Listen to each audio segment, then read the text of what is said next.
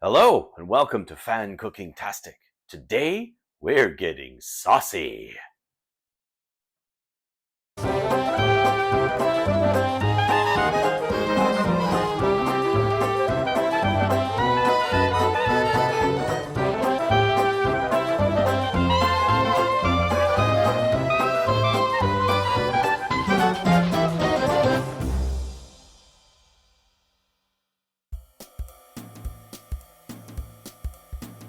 For today's recipe, you're going to need 1 container of mayonnaise.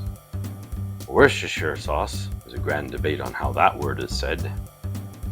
You'll need some salt, and you'll need its table twin, the freshly ground pepper. And not necessarily fresh, but the next best thing, bottled lemon juice, grated Parmesan cheese, and some cloves of garlic, about 5 of them, or 6 if you really want to keep the vampires away. Hello everyone, welcome to the show. Today we're going to cook something that everybody eats pretty much in every restaurant and every kitchen all around the world. The Caesar salad. Sounds pretty easy, pretty mundane, except there's one catch. Today we're going to make our own Caesar dressing. Long ago, we've given up trying to buy or afford even a sauce from the store. We've tried them all. We've tried the vinegar-based ones. We've tried the mayonnaise-based ones. Some of them are pretty darn good, but they'll burn a hole in your pocketbook, especially the size of the jar that you get. Today, we're going to be doing our own. It's affordable, tastes darn good, and I'm going to share it with you. It's something we developed here, and it's mayonnaise-based, so we're going to be using mayonnaise.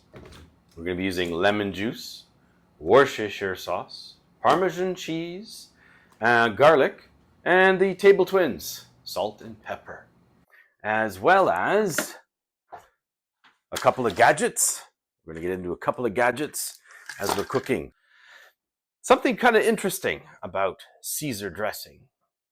A lot of people think it came from the time of Julius Caesar, or in fact that Julius Caesar invented it himself in one of his grand conquests of the Roman Empire. However, it's a very, very modern invention. It was invented and made almost pretty much by mistake out of necessity by a gentleman named Caesar Cardini in early 20s, in around 1924. He was an Italian chef, and he owned a restaurant in Tijuana, Mexico. And after serving quite a lot of Americans, and the kitchen was depleted of all the supplies, he needed to make a salad dressing, a sauce. Actually, it was going to be a dipping sauce for bits of lettuce as an appetizer. He grabbed what he could from his kitchen. He grabbed olive oil, Parmesan cheese, Worcestershire sauce, and a few other ingredients that he had lying around, a raw egg, for example, and mixed it all up, and thus became the Caesar dressing that we know and love today, or at least one variant of it.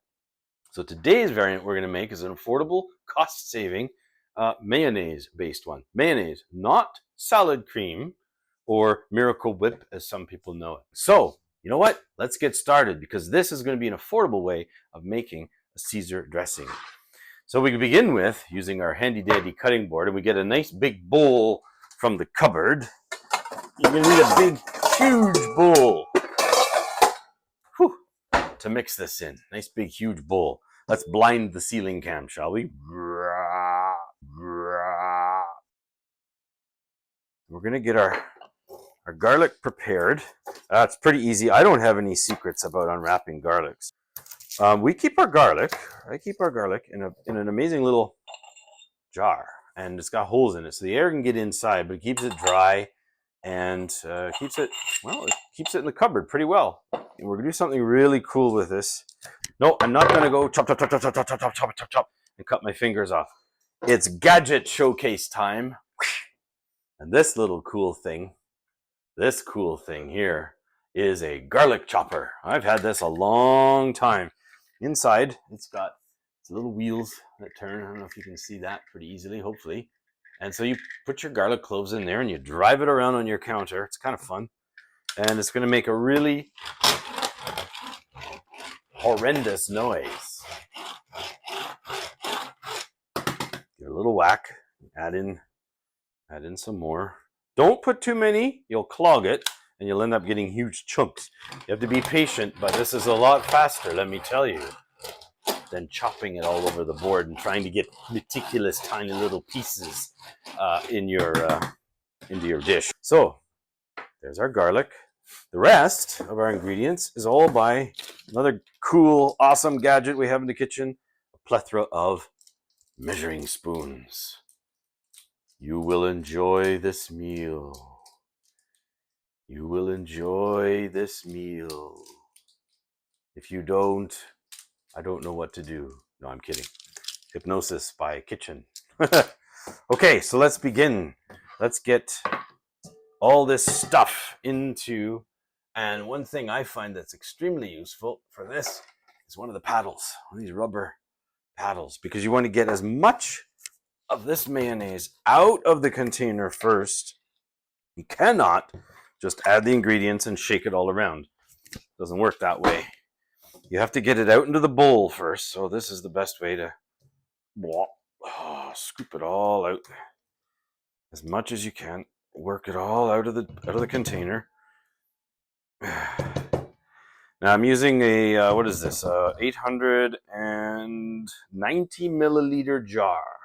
So don't use the small ones. As a recipe, you'll have to cut it down. I guess you could do it. You'd have to sort of work on your ratios of the ingredients.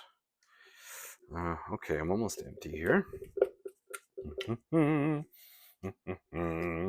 Now, get it right out of the jar as much as you can. Right out of the little nooks and crannies, short of getting your finger in there. That's why these little spatulas are good, because they have a different edge on them that you can use.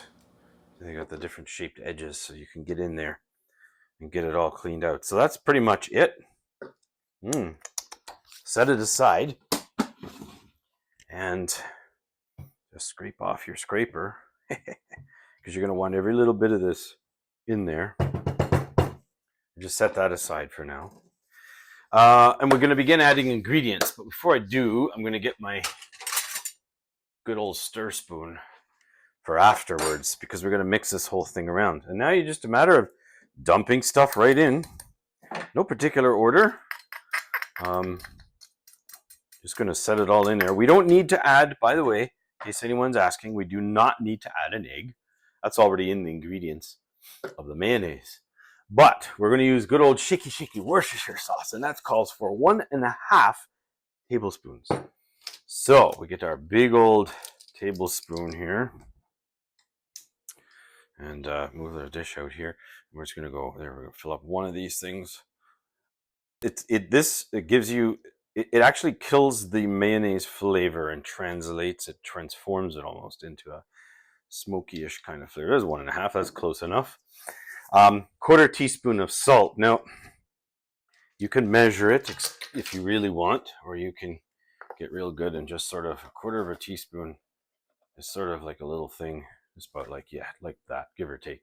You want a little bit of salt, maybe just a bit more. There we go. Get rid of the extra. Sometimes you end up pouring out more than you want. What else? Pepper, right? A little bit of pepper. Now, when I made the recipe, I actually measured it to be about 1/8 of a teaspoon. That's really freaking tiny.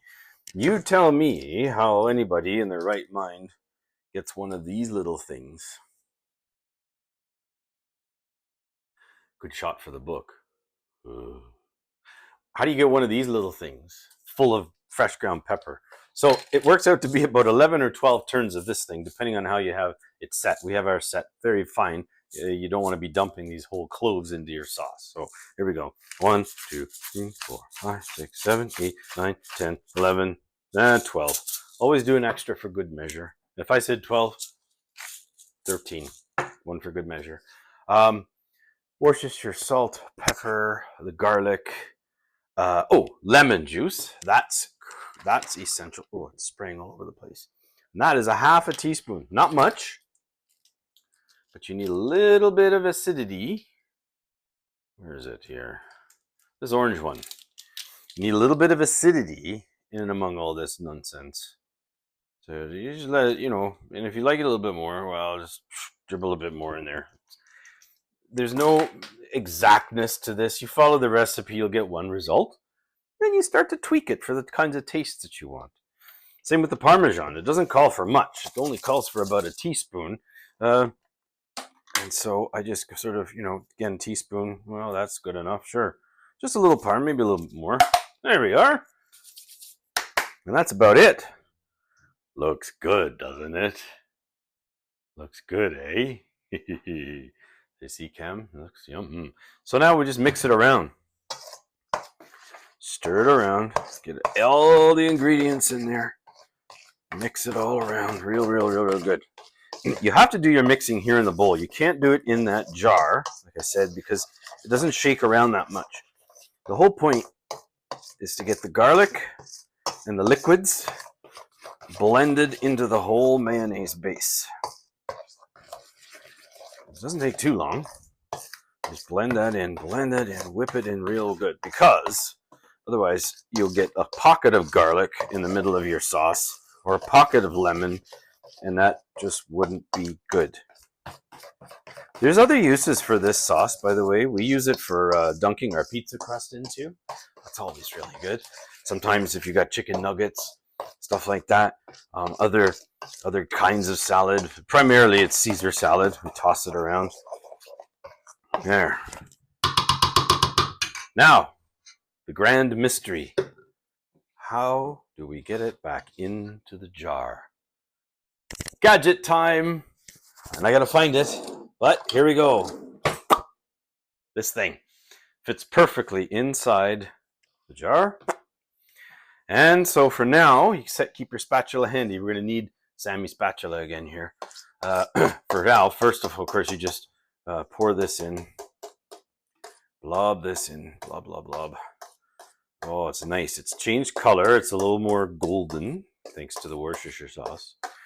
And the garlic and the pepper, everything's all lumped in there real nice. And now, we do not waste a drop at all.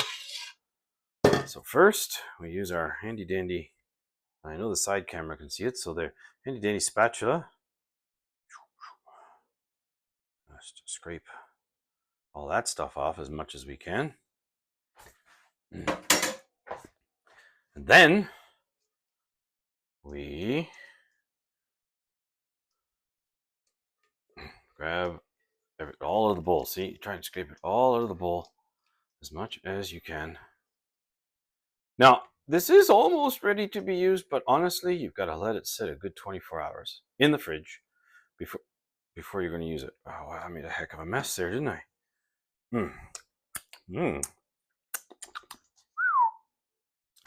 That's pretty good.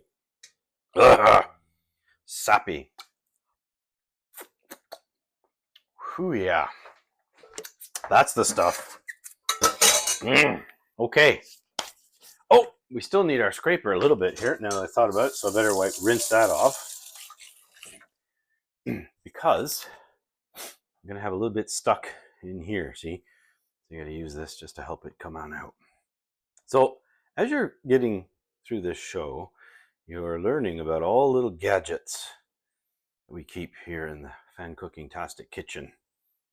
Scrapers and other fun little gadgets. Then, so this doesn't get mixed up with salad cream in the fridge, we make sure that we label the lid. Now, if I had kept all our lids, what should we call this one now? We should call this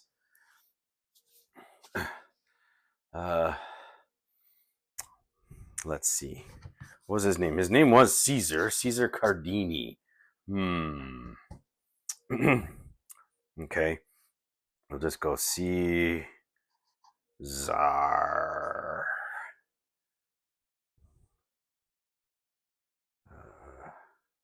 R. Like a pirate.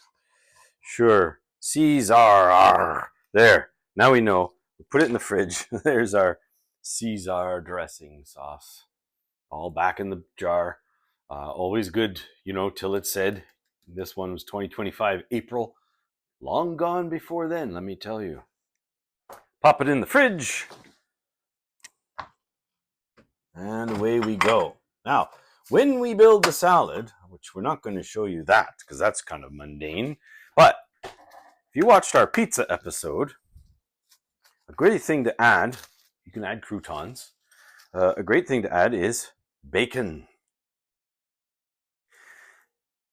And so if you watched our pizza episode, you saw how we do that. We just cook it up in little mini strips and then chop it up later. So I'll chop this up even further when it comes time to make a salad. Maybe you'll see make a salad or not. We're going to do something later on in this episode. If it's not another episode, might be another episode. In fact, I think we'll see you in the next episode where we're going to cook a chicken Caesar salad. So we're going to do grilled chicken and we're going to use the dressing using the magic of fast forward television, where our sauce will be ready within a day.